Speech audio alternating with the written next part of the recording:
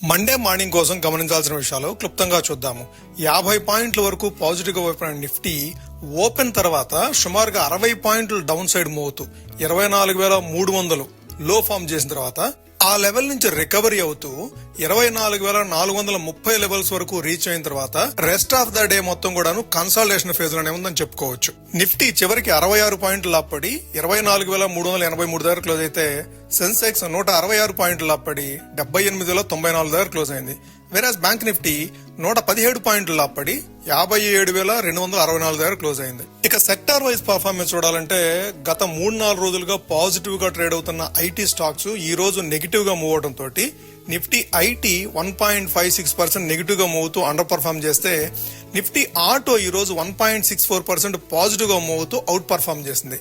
Nifty bank 0.21% positive గా close అయితే oil and gas sector లో స్టాక్స్ ఈ రోజు పాజిటివ్ గా మూవ్ అవడం తోటి ఆ సెక్టార్ 1% వరకు పాజిటివ్ గా మూవ్ అయింది. ఓవరాల్ గా నిఫ్టీలో లిస్ట్ అయిన 23 సెక్టోరియల్ ఇండిసెస్ లో 7 సెక్టోరియల్ ఇండిసెస్ నెగిటివ్ గా క్లోజ్ అయితే 16 సెక్టోరియల్ ఇండిసెస్ పాజిటివ్ గా క్లోజ్ అయినాయి. ఇక మార్కెట్ స్టాటిస్టిక్స్ చూడాలంటే ఓవరాల్ గా 3,435 స్టాక్స్ ట్రేడ్ అయితే 2,068 స్టాక్స్ అడ్వాన్స్ అయినాయి, 1,255 స్టాక్స్ డిక్లైన్ అయినాయి. ఇరాన్ యుఎస్ మధ్య ఉద్రిక్తతలు మరలా ఎస్కలేట్ అవుతున్నప్పటికీ కూడాను ఆయిల్ ప్రైసెస్ మాత్రము $90 అరౌండ్ కన్సాలిడేషన్ అవుతూ ఉన్నాయి. ఇక ఇన్స్టిట్యూషనల్ యాక్టివిటీ విషయానికి వస్తే నిన్నటి రోజున 30th జూలై ఎఫ్ఐఎస్ 3,624 కోట్ల వర్త్ ఆఫ్ స్టాక్స్ బై చేస్తే దానికి అగనెస్ట్ గా డిఐఎస్ 1,864 కోట్ల వర్త్ ఆఫ్ స్టాక్స్ సెల్ చేయడం చూసాము. చాలా రోజుల తర్వాత ఇటువంటి యాక్టివిటీస్ చూసాము.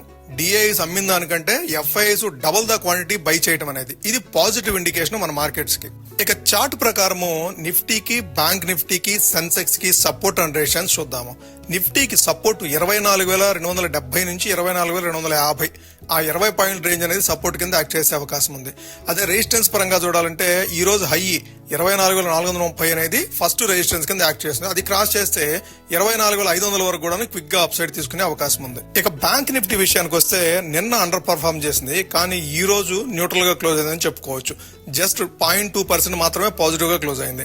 సపోర్ట్ పరంగా చూడాలంటే 56,880 అది క్రాస్ చేసి డౌన్ సైడ్ మూవ్ అయితే 56,500 వరకు కూడా క్విక్ గా ఫాలో అయ్యే అవకాశం ఉంది. అదే రెసిస్టెన్స్ పరంగా చూడాలంటే 57,480 అది క్రాస్ చేసి అప్ సైడ్ మూవ్ అయితే మరలా 57,650 నుంచి 57,700 వరకు కూడా క్విక్ గా అప్ సైడ్ తీసుకునే అవకాశం ఉంది. ఇక సెన్సెక్స్ విషయానికి వస్తే సపోర్ట్ 77,800 అది క్రాస్ చేసి డౌన్ సైడ్ మూవ్ అయితే 77,300 వరకు కూడా క్విక్ గా ఫాలో అయ్యే అవకాశం ఉంది. రెసిస్టెన్స్ చూడాలంటే 78,300 అది క్రాస్ చేస్తే 78,500 నెక్స్ట్ రెసిస్టెన్స్ అవుతుంది. Thank you friends, please like the video and subscribe the channel for daily content.